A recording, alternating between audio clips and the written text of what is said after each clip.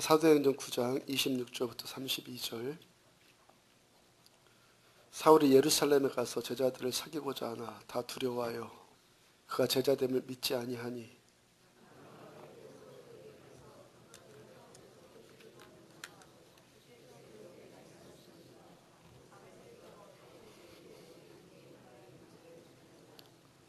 사울이 제자들과 함께 있어 예루살렘에 출입하며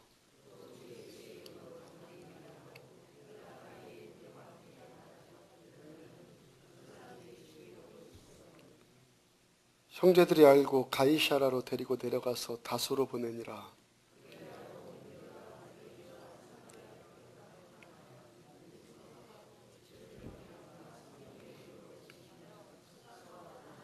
함께요. 그때 베드로가 사방으로 두루 다니다가 룻다에 사는 성도들에게도 내려갔더니 그리하여라는 제목으로 사도행전 89번째 말씀 전해드리도록 합니다. S. 존슨이라는 분이 쓴 책인데 누가 내 치즈를 옮겼을까? 한때 베스트셀러가 되었던 작품이 있습니다. 누가 내 치즈를 옮겼을까? 제목에서도 보듯이 그 내용도 1시간이면 다 읽을 수 있을 만큼 쉽고 아주 재미있는 동화 같은 책입니다. 생쥐 2마리가 이리저리 쏟아지던 중에 커다란 치즈 창고를 하나 발견을 했습니다. 원 세상에 야 이렇게 많은 치즈가 다 있다니. 그 생쥐가 볼 때는 죽을 때까지 일 안 하고 놀고 먹기만 해도 다 못 먹고 죽을 치즈가 잔뜩 쌓여 있습니다. 아무튼 그 큰 창고에 가득 재어 있는 치즈를 보면서 이 생쥐 2마리가 너무 행복해졌습니다. 매일같이 구멍 뚫고 들어가서 치즈를 즐겨요. 재밌고 행복한 마냥 좋기만 한 나날이 계속됩니다. 그러던 어느 날 어느 때와 같이 생쥐 구멍을 통해서 이 생쥐들이 창고에 들어가 보니까 치즈가 하나도 남김없이 어디론가 다 사라졌습니다. 그 중에 생쥐 한 마리가 그걸 보고 원망을 막 늘어놓기 시작합니다. 내 치즈 어디 갔을까? 누가 내 치즈를 옮겨갔단 말인가? 그러면서 배고프다고 원망 불평을 하고 막 발악을 합니다. 또 한 마리 생쥐는 전혀 다르게 반응해요. 여기 없으면 다른 곳 가서 찾아봐야지 하고 미로 여행을 떠납니다. 한번 생각해 보세요. 그 치즈가 본래 내 치즈입니까? 본래 그 생쥐 겁니까? 많은 사람들이 그렇다는 거예요. 그것이 본래부터 자기 것 아니고 지금도 내 것 아니고 앞으로도 아니고 근데 조금만 그걸 붙들고 있으면 돈이 됐든 어떤 자리가 됐든지 하여튼 뭐가 됐든지 조금만 갖고 있으면 자기 것으로 착각을 하더라는 겁니다. 자기 게 아닌데. 그 다음에 치즈가 거기 있다고 해서 내가 원하는 대로 항상 그 치즈가 거기 항상 있어야 되는 이유가 또 있습니까? 이 세상이 자기 마음대로 됩니까? 누군가가 꼭 내가 원하는 방식으로 되어줘야 합니까? 원로 목사님 책을 읽는데 재밌는 이야기가 있습니다.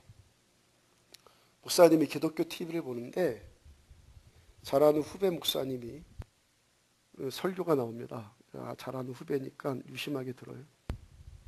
설교 내용에 아니 옛날에는 그 입술에다가 빨간색 칠하고 다니더니 요새는 머리칼에다가 총 천연색을 칠하고 다닌다고.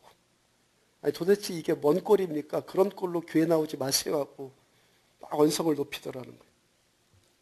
목사님이 그 후배 목사님께 전화 걸어서 자네 정신 좀 차려야겠네 그랬다고 그래요.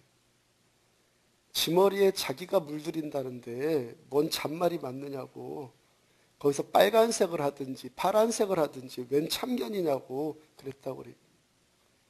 당신 다른 사람 바꾸려고 하지 말고 당신 눈부터 바꾸라고. 그냥 내버려 두라고. 좀 궁금하면은 당신도 한번 머리칼에다가 칠해보라고.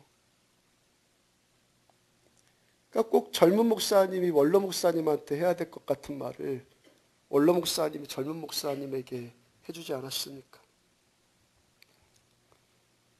수요 예배 때 은혜에 관한 말씀 전하고 있는데 은혜의 반대가 그 율법주의, 궁상이라고 제가 계속 말씀드리잖아요.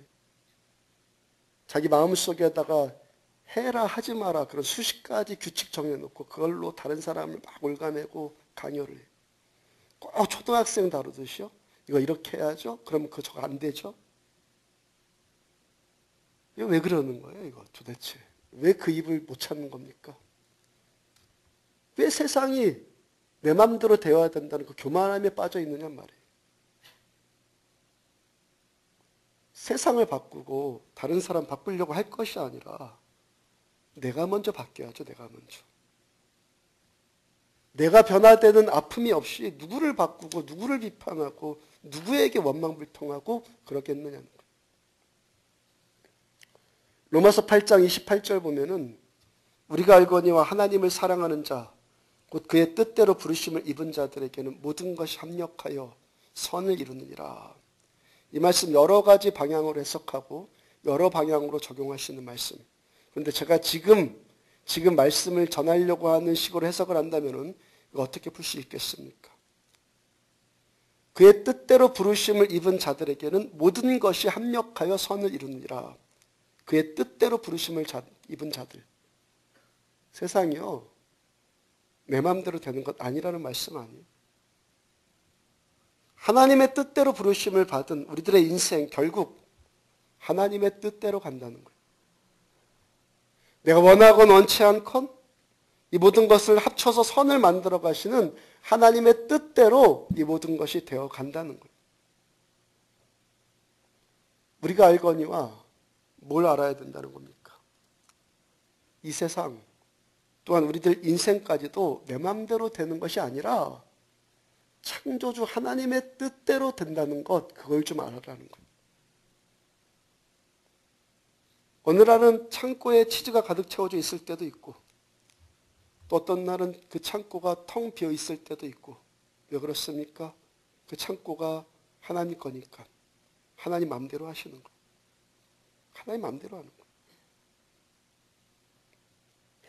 우리가 겪는 이 모든 일들을 합력하여 선을 이루어 나가시는 하나님의 뜻이고 하나님의 섭리라는 것을 인정하시고 받아들이시기를 축복합니다. 심리학자 아레 굴드라는 분이 우리 안에 있는 고정관념 버려야 된다고, 그래야지만 참되고도 건강하고 성숙한 인생 살 수 있다고 하면서 몇 가지 말한 것이 있어요. 첫 번째, 안정이 지속될 것이다 착각하지 말라 그랬어요. 세상에 안정이 있습니까, 여러분들? 이 문제만 해결되면요, 이 정치 문제만 풀어지면요, 그러고 있는데 안정이 있어요, 여러분들. 갈수록 태산이잖아요. 하나 해결하면 두 문제가 터져요. 욥기 5장 7절을 보면은 사람은 고생을 위하여 났으니 불꽃이 위로 날아가는 것 같으니라. 사람의 인생 어떻다고 합니까? 고생하기 위해서 태어났다. 마치 막 불꽃이 위로 휙휙 날아가는 것 같은 그런 인생을 살고 있다는 것. 근심 걱정 없는 세상 꿈꾸는 사람은 머지않아서 금방 슬픔이 찾아와요. 설교가인 토마스 맨튼이라는 분이 이런 말을 했어요. 하나님께는 죄 없으신 독생자는 있지만 십자가 없는 예수는 없다 그랬어요. 예수는 죄가 없는데 예수는 십자가 지셨다. 십자가 없는 예수 없고, 따라서 우리들의 이 믿음의 생활, 신앙 여동도 십자가가 없을 수 없다는 거예요. 두 번째 버려야 될 생각은 죽음이 저 멀리 있는 줄 착각하지 말아라 그랬어요. 우리도 장례식에 자주 문상 가잖아요.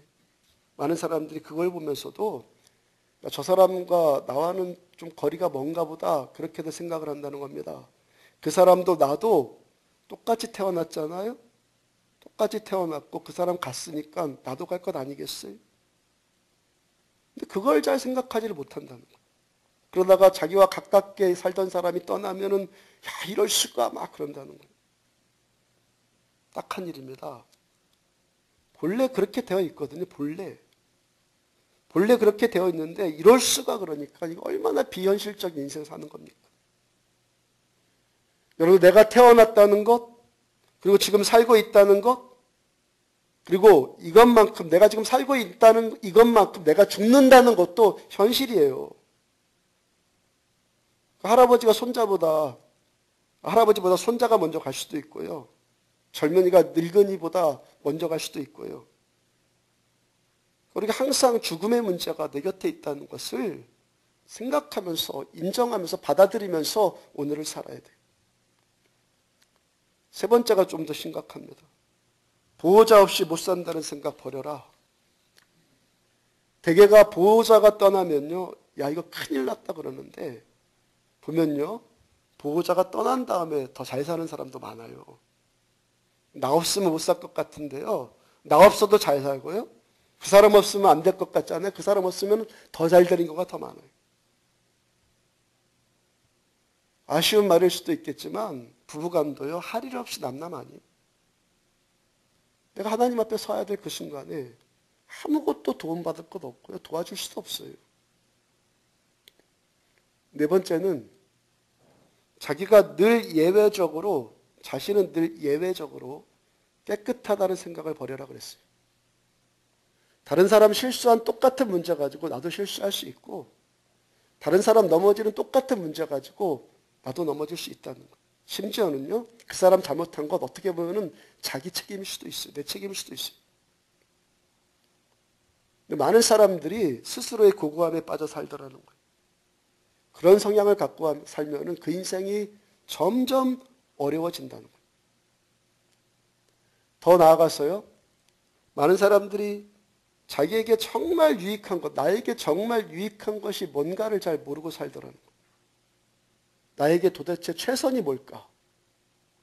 야, 이것만 해결되면은 좋아질 거다. 막상 되고 보니까 좋은 것도 아니잖아요. 어떤 청년이요, 한 처녀를 무지무지 좋아했어요. 줄기차게 따라다녔습니다.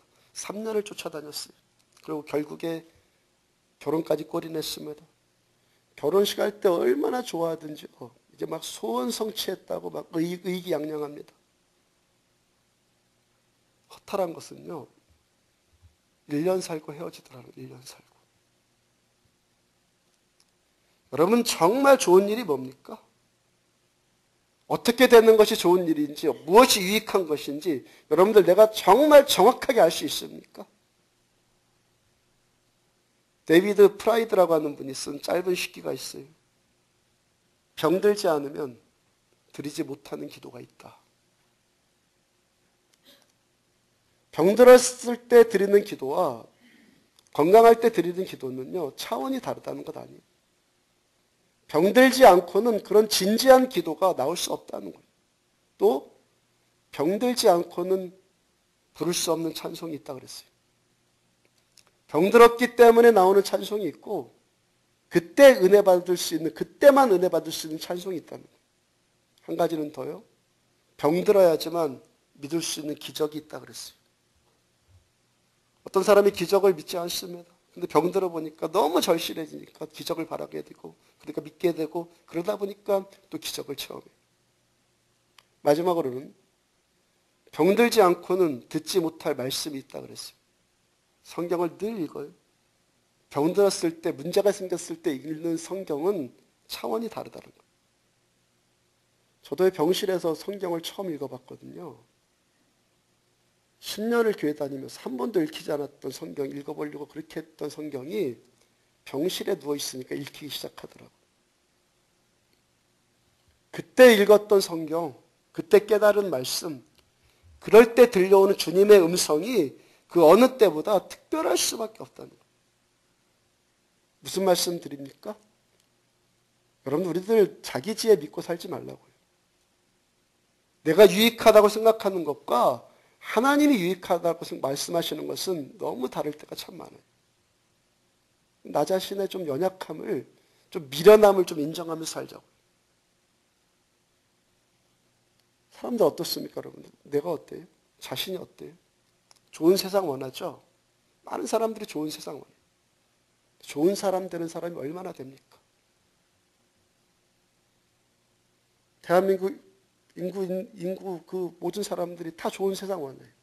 좋은 사람 되려고 하는 사람 얼마나 되냐고. 좋은 교회 원해요. 좋은 신자 되려는 사람은 또 얼마나 됩니까? 이게 우리 모습이에요. 아무리 좋은 교회 찾아다녀봤자 그런 사람 좋은 교회 만날 수 있겠습니까?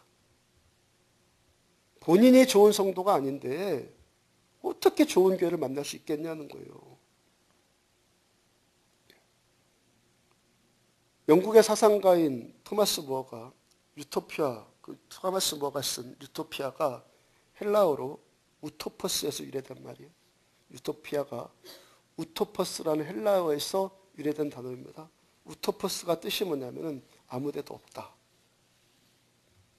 헬라어 우는 없다는 뜻이고 토퍼스는 장소예요. 그러니까 플러스는 무슨 뜻입니까? 그런 장소 없다. 그런 유토피아라는 장소가 없다는 거예요.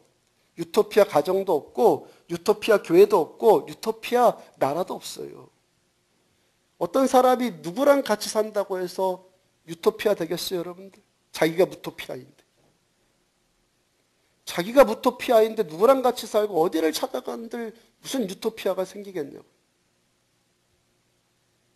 여러분들 보통 어떤 사람이 천국을 어지럽히는 줄 아십니까? 천국 찾아다니는 사람. 묘하단 말이에요. 천국 찾아다니는 사람이 천국을 어지럽혀요. 왜 그래요? 자기가 그 천국의 주역이 되려고 해야 되는데 남이 만들어 놓은 천국 찾아다니니까 그 천국이 임하겠습니까 거기? 또 그런 사람들이 또 막 과장하고 포장을 해요. 여기가 막 천국이라고. 말은 막 그렇게. 여러분 여우와 심포도 얘기 기억하십니까? 언젠가 제가 설교할 때 전해드린 것 같아요. 여우와 심포도. 여우들이 모여갖고 포도나무에 달려있는 포도 따먹으려고. 서로 막 올라가려고 경쟁해갖고 그 중에서 최고 날쌘 놈이 올라갔고 포도 딱 따먹었어요. 한 움큼 탁 깨물으니까 어떻습니까? 너무 쉬워. 쉬워서 못 먹겠어. 근데 그 여우가 뭐라고 합니까? 너무 달아 그래. 왜? 죽을 똥하고 그 경쟁하고 그거 올라와가지고 그거 따먹었더니 너무 쉬워하기에는 너무 그거 안타깝거든요. 그 속이는 거예요. 그거. 너무 달아. 그 두 번째 놈이 또 첫째 내려가니까 또 올라와가지고 또 자기도 올라가갖고 한 움큼 또 베어 물었어요. 또 뭐라고 합니까? 그 나쁜 놈. 그리고 또 뭐라고 그럽니까? 또 자기도 또 달다 그래요. 많은 사람들이 인생 그렇게 살아요. 자기 안에 천국 없으면서 어디가 안될 천국이겠어요? 주님께서 이 땅에 오셔서 처음 설교한 것. 첫 설교니까 가장 중요한 것 아니겠어요? 그렇죠? 어디 가도 부임하더라도 저도 몇 번 교회 부임해 봤는데 부교육자로 갔었으니까. 가장 첫 설교는요. 제가 이때까지 설교했던 것 중에서 가장 기억에 남는 걸 해요. 가장 잘할 수 있는 것. 주님은 뭐 가장 잘하는 것 모든 걸 다 잘하시지만 처음 설교했다는 것 가장 중요한 것 아니에요? 처음 설교한 전도 설교가 뭡니까? 회개하라. 천국이 가까웠느니라. 전도하러 다니면서 주님 회개해라. 천국이 가까웠다. 선포하고 다녀요. 그 다음 목양설교 하시는 거예요. 목양설교. 전도설교 다니면서 설교하고 사람들 모여갖고 목양설교할 때 가장 먼저 하신 말씀이 또 뭔지 아십니까? 마태복음 5장 3절. 심령이 가난한 자는 복이 있나니 천국이 그들의 것이며. 사람들 모여서 예수님 설교를 듣고자 하니까 주님께서 그들에게 처음 설교한 것이 심령이 가난한 자 복이 있다. 천국이 그들의 것입니다. 예수님의 첫 설교의 주제는 천국이고 주님께서 우리들에게 천국 주시기 위해서 이 땅에 오셨다는 거예요. 그러면 그 천국이 어떤 사람에게 임한다는 거예요? 주님 말씀이잖아요. 어떤 사람에게 천국이 임한다고요? 심령이 가난한 사람에게. 그 심령 가난해서 겸손해서 회개할 줄 아는 심령. 회개가 내 안에 살아있는 그 심령. 그 사람에게 천국이 만다는 거예요. 심령이 부자예요. 뭐 부자인 거 뻔하죠. 뭐 남 손가락질하고 판단하고 다니고 이루 정지하고 다니고 부자니까 그런 거예요. 심령이 부자인 사람에게 그 사람에게 천국이 임하지 않아요. 주님 말씀이잖아요. 가난해야지 천국이 임해요. 따라서 천국도 이룰 수가 없어요. 어떤 사람이 그렇게 겸손하라고 해도 끝까지 교만해요. 어딜 가들 무슨 천국이 거기 임하겠냐는 거예요. 천국은 주님이 주시는 것이거든요. 천국은 주님이 주셔야 돼요. 어떤 사람에게 천국 주신다고요? 심령이 가난한 사람에게 천국 주신대요. 여기가 어떻게 유토피아가 됩니까? 우리 안디옥 교회가 한 사람 한 사람도 우리들의 각자의 심령이 가난해질 때, 즉 좋은 성도가 될 때, 겸손해질 때 여기가 유토피아가 되는 거예요. 그래서 한 믿음의 선배께서 이런 노래 부르셨잖아요. 높은 산이 거친 들이 조막이나 궁궐이나 내 주 예수 모신 곳이 그 어디나 하늘나라 할렐루야 찬양하세 내 모든 죄 사함받고 주 예수와 동행하니 그 어디나 하늘나라. 1절 다 같이 해볼까요? 시작. 내 영혼이 은총 입어 중한 죄진 벗고 보니 슬픔 많은 이 세상도 천국으로 화하도다. 할렐루야 찬양하세 내 모든 죄 사함받고 주 예수와 동행하니 그 어디나 하늘나라. 찬양 가사 다가오십니까? 가사 다가오십니까? 왜 어떤 사람이 무토피아예요? 그 안에 예수 없기 때문에. 내 안에 예수 있으니까 높은 산이나 거친 들이나 초막이나 궁궐이나 상관없이 슬픔 많은 이 세상 상관없이 그 어디나 하늘나라. 내 심령 안에 그러면 예수님이 어떻게 할 때 임하십니까? 할렐루야 찬양하세 내 모든 죄 사함받고 내 모든 죄 사함받고 주 예수와 동행하니 그 어디나 하늘나라. 내 안에 죄 사함의 회개가 임해야지만 주님께서 내 안에 오시고 주께서 주시는 천국이 이루어지는 거예요. 가난한 심령에게 천국이 들어가는 거예요. 그래서 우리들에게 천국 주고 싶어 하시는 모든 것을 합력하여 선을 이루시는 하나님의 선하심이에요.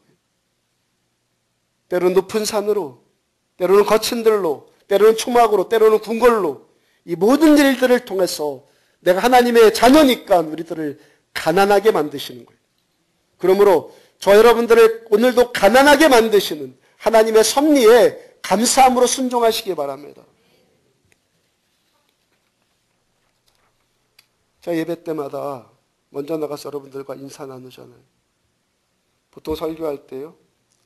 축복을 주제로 하고 고난 가운데 위로의 말씀 주제로 하면요.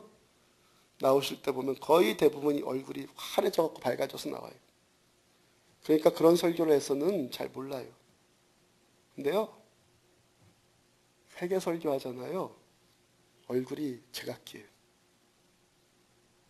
어떤 분은 정말 기도할 때 회개하고 죄사함의 은총이 임해서 정말 맑아지고 깨끗해져서 나와요. 또 어떤 분은요. 눈에 힘이 잔뜩 들어가갖고 아니면 그 눈빛 애써 감추려고 그러고 나와요. 눈에 힘줄 필요도 없고 눈빛 감추려고 할 필요도 없어요. 살고 싶으면 회개하십시오. 살고 싶으면 회개하십시오. 천국 만나고 싶고 내 안에 다시 천국이 회복되고 싶다면 간단해요. 회개하면 돼요. 회개의 메시지가 전해지면 내 심령 가난해져서 회개하면 돼요. 나오라는 회개는 안 나오고 오히려 눈에 힘들어가거나 헛기침이나 나오면은 심령이 부자인 자기 심령 놓고 회개하세요. 가난해서 회개하지만 그분에게 진짜 천국이 임하는 거예요. 목사가 뭡니까? 목사가 여러분들. 저는요. 여러분들에게 천국을 전하고 천국이 임하는 방법을 가르치기 위해서 목사 되었죠. 부르심 받았죠. 주님께서 뭐라 하셨어요? 회개하라. 천국이 가까웠느니라. 말씀하시기 위해서 이 땅에 오신 것처럼 목사도 주의 종도 그 말씀 전하라고 저 부르심 받은 것 아니겠어요? 천국은요. 사탕발림한다고 해서 임하는 것 아니에요. 사탕발림해갖고 얼굴 펴지는 것은요. 가짜 천국이에요. 천국은요. 회개해야지만 임해요. 사도행전 2장 38절 베드로가 이르되 너희가 회개하여 각각 예수 그리스도의 이름으로 세례를 받고 죄의 사함을 받아라. 그리하면 성령의 선물을 받으리니 3장 19절 그러므로 너희가 회개하고 돌이켜 죄 없이 함을 받으라. 이같이 하면 새롭게 되는 날이 주께로부터 이를 것이요 개혁판에서는 유쾌하게 하는 날이 이를 것이요. 어떤 사람에게 성령님이 오신다고요? 어떤 사람에게? 그래서 어떤 사람이 유쾌해지고 어떤 사람이 새롭게 되는 천국이 임한다고요? 회개하라. 심령이 가난해서 회개 살아있는 사람, 내 안에 회개가 살아있는 사람에게 천국이 임하는 거예요. 가짜 천국 그런 척하고 다니지 말라고요. 진짜 천국 누리세요. 어차피 세상은요 무토피아예요. 무토피아인 이유가 뭡니까? 사람의 죄악과 그 죄악 회개하지 않는 교만 때문에 무토피아예요. 유토피아는요 자기 죄 깨닫고 자기 교만 깨닫고 겸손하게 회개하는 사람에게 유토피아가 임하는 거예요. 회개하는 사람에게 천국이 임하고 계속 회개하는 사람에게 천국이 지속되고 끝까지 회개하는 사람에게 천국이 완성되는 거예요. 회개가 타락하면 그 사람 안에 임했을지라도 천국이 한번 임했을지라도 그 천국 훼손되는 거예요. 회개가 그치면요 천국도 그쳐요. 계속 회개하지 않으면요 그 안에 임했던 천국이요 어쩌면 소멸될지도 몰라요. 계속 회개해야지 천국이에요. 지옥에서 살고 싶지 않고 천국에 살고 싶으면은 회개하면 돼요. 수협의 설교 가운데 성 어거스틴이 그분의 저서 고백록에서 어떤 고백했다고 말씀 전해드렸습니까? 하나님이요 내 속에 죄 아닌 것이 없습니다. 그분의 그 고백이 진실이니까 그분에게 천국이 지속된 것이고 결국에 성자의 반열까지 올라선 것 아니겠어요? 그분의 제자가 선생님 우리가 끝까지 붙들어야 될 덕목 한 가지 하나만 가르쳐 주세요. 뭐라고 합니까? 겸손이다. 두 번째는요? 그것도 겸손이다. 세 번째는요? 그것도 겸손이다. 겸손해야지만 천국이 임하거든요. 첫째도 겸손, 둘째도 겸손, 셋째도 겸손. 어떤 사람이요 아름다운 세상, 좋은 교회 지향하지 않습니까? 그러면 그 사람이 그 좋은 교회, 아름다운 세상을 위해서 한 일이 얼마나 되겠어요? 이 문제가 다른 사람만의 문제입니까? 나를 좀 깊이 성찰해 보자고요. 내가 얼마나 이기적인지, 나 역시도 얼마나 그 정욕의 노예가 될 수 있는지 깨닫자고요. 내 안에 있는 이 모습 봐야 돼요. 남의 모습 보지 말고 내 안에 있는 이 모습 봐야 돼요. 그래야지만 그 사람에게 천국의 문빗장이 열리는 거예요. 그렇지 않아요? 아직도 해결되어지지 않는 죄 문제 다 있잖아요. 그럼 오늘도 우리들에게 필요한 것이 뭡니까? 예수님의 십자가. 십자가 앞에 서야지만, 정말 십자가 앞에 대면해야지만 내가 얼마나 냄새나는 죄인인지, 이런 나를 받아주신 예수님의 그 십자가의 그 사랑이 얼마나 큰지를 알게 되는 거예요. 거기서부터가 유토피아예요. 자신의 죄에 대한, 내 죄에 대한 깊은 통찰로 시작해서 그 다음에 그 죄에 대해서 내가 얼마나 무기력한지 그거 깨닫고요. 그래서 오직 십자가만 의지하는, 예수님의 보혈만 의지하는 그 순간부터가 천국의 시작이고 천국의 지속이고 천국의 완성이에요. 모든 근본은 하나님께만 있어요. 하나님께만. 하나님께서 죄인 다루어 주셔야 되고 하나님께서 이 죄인 만들어 주셔야 돼요. 우리가 예수님의 이 십자가 앞에 서야지만 모든 것이 하나님의 능력과 지혜였구나, 하나님의 경륜이구나, 하나님의 섭리이구나, 이거 깨닫게 된다고요. 모든 것 다요 하나님께로부터 왔다가 하나님께로 돌아가요. 여러분들, 우리가 어떤 일 겪든지요 모두 다 하나님의 드라마인 줄 깨달으시기 바랍니다. 하나님의 작품이에요. 그 눈이 좀 열리라고요. 작은 물결 보는 것이 아니라 물의 흐름을 좀 보자고. 물의 흐름. 우리가 겪는 이 모든 일들을 통해서 하나님이 합쳐서 다 선을 이루어 나가시는 거예요. 내가 잘해서 선을 이루시는 것이 아니라 하나님이 선하시기 때문에 이 모든 일들을 통해서 우리들을 다루어 나가신다고요. 사울이 바나바가 신원보증해줘서 사도들을 포함한 예루살렘 성도들과 교제를 나눴고요. 복음의 동역자가 되었어요. 사울이 그 즉시로 예루살렘 거리로 뛰어나가서 복음을 전합니다. 그러니까 곧장 어떤 일이 벌어집니까? 헬라파 유대인들이 집요하게 사울 죽이려고 쫓아다니죠. 지난주, 지지난주 전한 말씀이에요. 그렇게 해서 자기 고향 다소로 피신해서 사울이 13년 동안 치과 생활합니다. 젊은 청년이 중년 나이가 될 때까지 고향의 낙향에서 실업자 신세가 돼요. 우리 인생의 시간들이 다 중요하지만 청년 때부터 이제 대학 졸업해서 중년 되기까지 그때 정말 중요한 때 아닙니까? 그때 자리 잡는 데 실패하면은 계속 실패자일 수 있잖아요. 지금 사울이 그 인생 최고의 위기 가운데 직면하게 된다고. 그러면 그 당시 사울만 그렇게 되었겠습니까? 사울이 배교자라고 해갖고 헬라파 유대인들이 집요하게 사울 죽이려고 하는데 그 교회의 다른 신자들은 가만히 내버려 뒀겠습니까? 사도행전 8장 1절을 보면은 그날에 예루살렘에 있는 교회에 큰 박해가 있어서 사도 외에는 다 유대와 사마리아 모든 땅으로 흩어지니라. 큰 박해가 있는 상황은요, 8장에서 시작된 그 상황은 9장에서도 지금 10장까지 계속 되는 거예요. 근데 성경은 그런 상황 가운데 있는 교회를 향해서 무엇을 증언합니까? 31절 우리 다 같이 함께 있습니다. 31절 시작.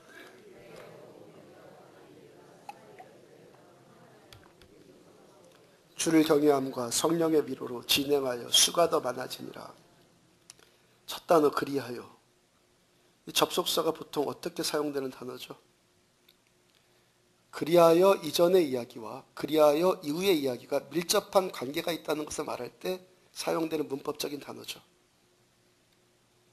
예루살렘 교회 가운데 큰 박해가 있었고 제자들이 모든 땅으로 흩어집니다. 그런 와중에 사울도 고향 다소로 피신해서 한창 일할 나이에 아무 할 일도 없이 실업자 신세가 되어서 13년 동안 치과를 해요.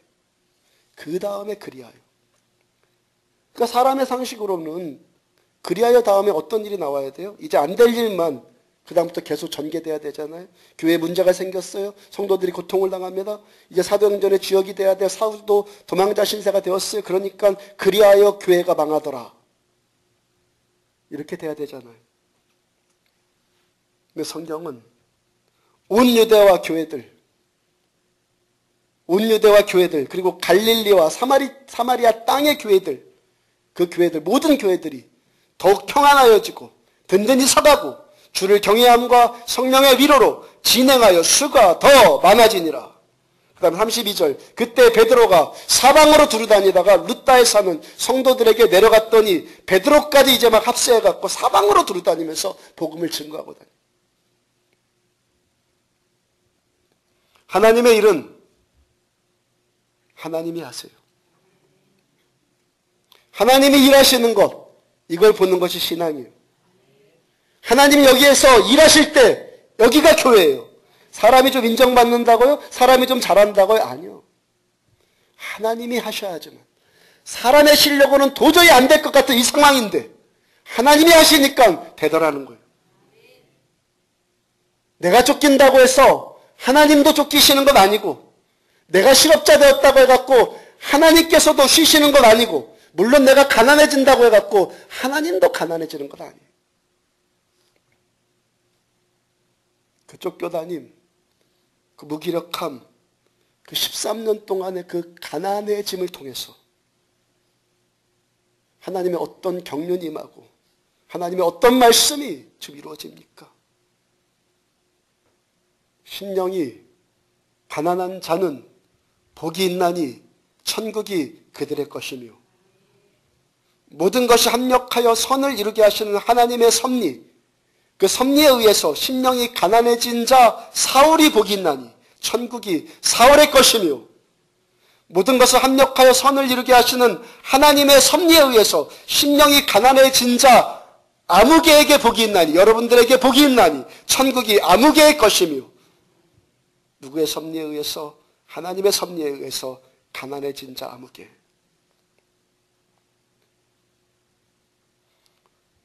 복이란 단어가 헬라어로 마카리오스입니다. 직역하면 행복함. 우리가 심령이 가난해지면 행복해져요. 심령이 가난해지면, 겸손해지면 행복해진다고요. 그 행복해지는 이유가 뭐라고 말합니까? 천국이 임했기 때문에. 천국이 임하니까 어떻게 된다는 거예요? 쫓겨다녀도 행복하고, 일거리 잃어버려도 행복하고, 실패자라고 손가락질 받아도 행복하다라는 거예요. 사람은요, 행복 추구하는 존재들 아니에요? 왜 어떤 사람이 살고 싶지 않다고 합니까? 행복하지 않으니까.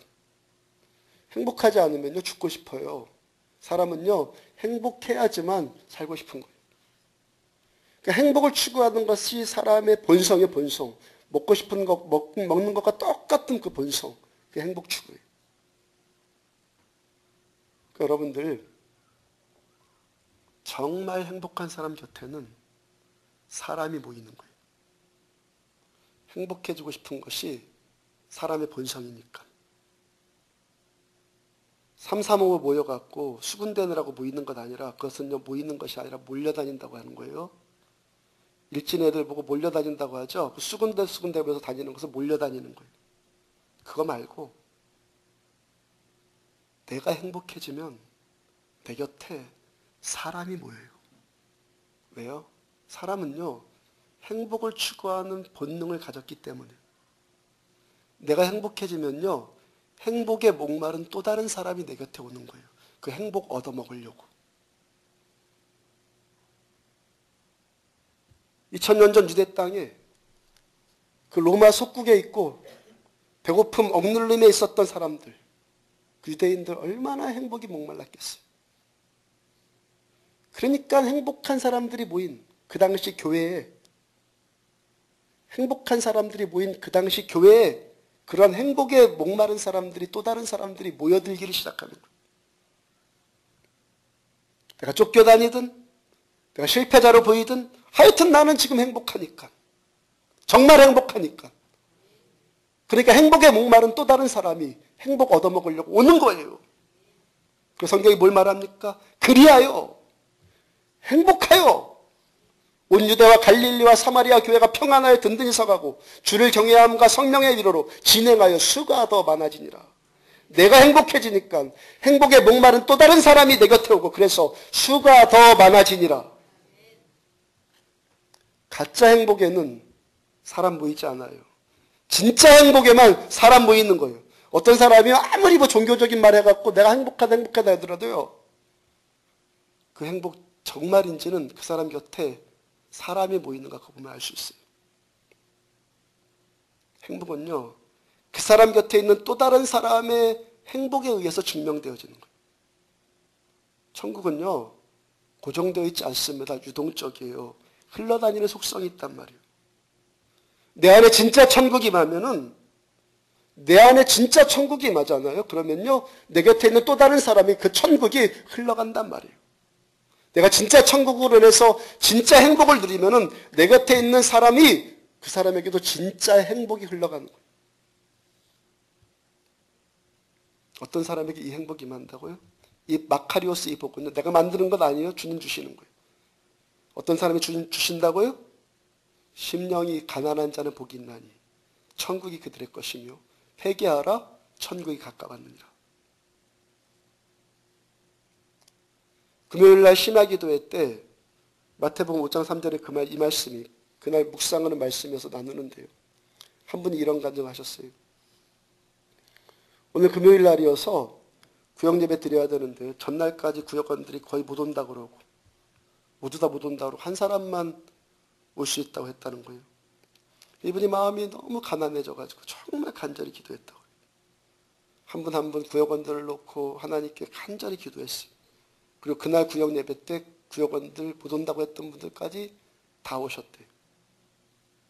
귀한 고백이죠. 감사죠. 어떻게 보면은 마음이 막 위축될 수도 있는 상황인데 하나님께 기도함으로 평강 깨지지 않고 기쁨 누렸어요. 제가 거기다가 한 말씀 더 붙였어요. 처음과 같이 한 사람만 왔어야 되는데 한 분만 나와서 잘 안 되고 그 구역 안 되라 의기소침해져라 그 말 전혀 아니에요. 전혀 아니죠. 여건이 좋아갖고 내가 원하는 대로 되어서 누리는 기쁨도 기쁨이지만 비록 내 여건이 높은 산이고 거친 들일지라도 거기 예수님 계시니까 예수님이 계시니까 둘이 앉아서 머리 맞대고 있는데 그것이 진정한 기쁨이라는 걸 체험해 보라는 건 아니겠어요?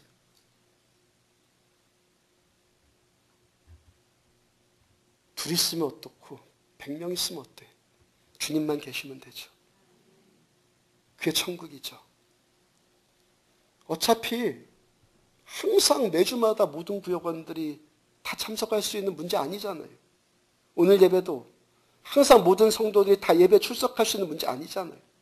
오늘은 조금 덜 나올 수도 있고 다음 주는 좀 더 많이 나올 수도 있고 그런 일들 아니에요. 많이 나오건 적게 나오건 여기 예수님만 오시면 되잖아요.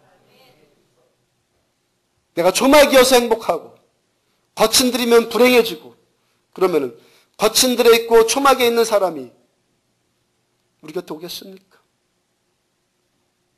나도 궁궐해야지만 행복하고 초막이면 불행하고 그러면 예수 없는 사람이나 있는 사람이나 차이가 도대체 뭐예요?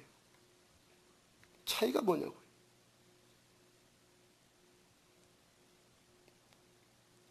호주 시드니로 이민 간 어떤 분이 이런 경험했다고 해요. 그분이 고국에 다녀갈 일이 생겼고 마침 그때가 우리나라 봄이어서 개나리가 활짝 피었다고 합니다. 활짝 핀 개나리가 아름답고 또 고국 땅에서 자란 나무니까 또 향수도 달랠 수 있을 것 같아서 그걸 꺾어다가 시드니에 자기 집 앞마당에다가 심었습니다. 이듬해 봄이 되었어요. 호주 시드니가 한국에 비해서 공기도 맑습니다. 햇볕도 아주 좋으니까 가지와 잎이 무성하게 잘 자라더라고요. 근데요, 꽃은 안 펴요. 첫 해라서 그런가 보다 하고는 다음에 기다렸는데 여전히 안 펴요. 3년째, 4년째가 되었는데도 가지와 잎은 여전히 무성한데 꽃은 안 펴요. 이분이 이유가 뭘까를 생각해 보다가 그제서야 호주에서는 개나리꽃이 필 수 없다는 것을 깨달았어요. 춘화현상이라고 했죠. 춘화현상. 혹한의 겨울을 거쳐야지만 피는 꽃. 그걸 전문 용어로 춘화현상이라고 하잖아요. 개나리, 튤립, 히아시스, 백합, 라일락, 철쭉, 진달래 이런 꽃들이요. 추운 겨울 지나야지만 피는 꽃들이에요. 우리들의 인생이요. 이 신앙 여정이요. 춘화현상과 똑같아요. 혹한 길을 거쳐야지만 꽃망울이 터져요. 보리도 그렇대잖아요. 보리도. 봄에 뿌리는 봄보리에 비해서 가을에 뿌려갖고 겨울을 그 추운 겨울을 나고 봄에 수확하는 가을보리의 수확이 훨씬 풍성하다 하잖아요. 우리들의 믿음은 가을보리와 같아요. 그 신앙의 혹한 길을 거치면서 그 열매가 더욱더 견실해지고 탁월해지는 거예요. 사울이 그 13절 16년간의 직과생활 다소를 거치고 제자들이 큰 박해를 경험해요. 우리들의 신앙 여정 가운데 때로 그 혹한의 추위에 떨어보는 경험이 있기 때문에 은혜를 향한 배고픔이 생기는 거예요. 추워보니까 은혜를 향한 목마름이 생기는 거예요. 가난해지는 거예요. 심령이 가난한 자는 복이 있나니 할 때 여러분 이 가난이요 헬라어로 포토코스인데 어느 정도의 가난이냐면은 구걸에서 얻어먹을 수 있는 정도의 가난이에요. 그 헬라어 뜻이에요. 내 힘으로 아직도 살 수 있으면 그거 복 아니에요. 그거 복 아니라고요. 하나님 주시는 복. 아직 내가 뭔가를 잘할 수 있다면 그거 복 아니에요. 가짜 복이에요. 진짜 복은 구걸에서 오는 거예요. 정말 심령이 가난해져가지고 구걸에서 임하는 것이 복이에요. 그래서 시편은요. 하나님을 향한 구걸하는 심령으로 가득 채워진 책이에요. 그 시편의 주요 저자가 누구입니까? 다윗이잖아요. 이스라엘의 가장 탁월했던 왕 다윗. 이스라엘 역사상 그 나라를 가장 부강하게 세웠던 다윗. 그가 가난해져갖고 기록한 시들이 시편의 시들이에요. 시편 42편 1절 하나님이여 사슴이 시냇물을 찾기에 갈급함같이 내 영혼이 주를 찾기에 갈급하나이다. 다시 한번 말씀드리지만 시편은 이런 고백으로 가득 찬 책이에요. 사슴이 시냇물을 찾듯이. 언제가 말씀드렸죠. 사슴의 식도는요. 셀로판지와 같대요. 셀로판지. 그래서 건조해지면요. 붙어버려요. 셀로판지 물 묻혔다가 말르면 붙어버리잖아요. 그러니까 사슴이 목이 마르다는 것은 식도가 말라붙어갖고 질식해서 죽는 것을 의미하는 거예요. 그러니까 사슴이 시냇물을 찾듯이 하나님을 찾는다는 것은 목숨 걸고 찾는다는 거예요. 이거 뭐라고 그래요? 하나님을 향한 가난. 현대인들이 구걸한다는 것, 그런 말 매우 싫어하는 단어 아니? 특히 요즘 한국과 같이 배불릴 때 경제적으로 부유해진 나라에서 아주 자존심 상하고 거부하는 말이에요. 그런 사람이 경제적으로는 괜찮을지 모르겠지만 거기에 천국이 임하지 않아요. 돈 많다 없다 그거 아니에요. 돈 많아갖고 마음이 부자된 사람, 교만해진 사람. 그런 사람 또 경제적으로 조금만 어려워지잖아요. 살아갈 이유도 같이 잃어버려요. 그러나 진짜 천국 임한 사람은 내 주 예수 모신 곳이 그 어디나 하늘나라가 되는 거예요. 시편 18편 27절 주께서예요. 주께서 곤고한 백성은 구원하시고 교만한 눈은 낮추시리이다. 주께서 곤고한 백성 구원하시고 주께서 교만한 눈 낮추시리이다. 그러므로 주께서 낮추실 때 기꺼이 낮아지십시오.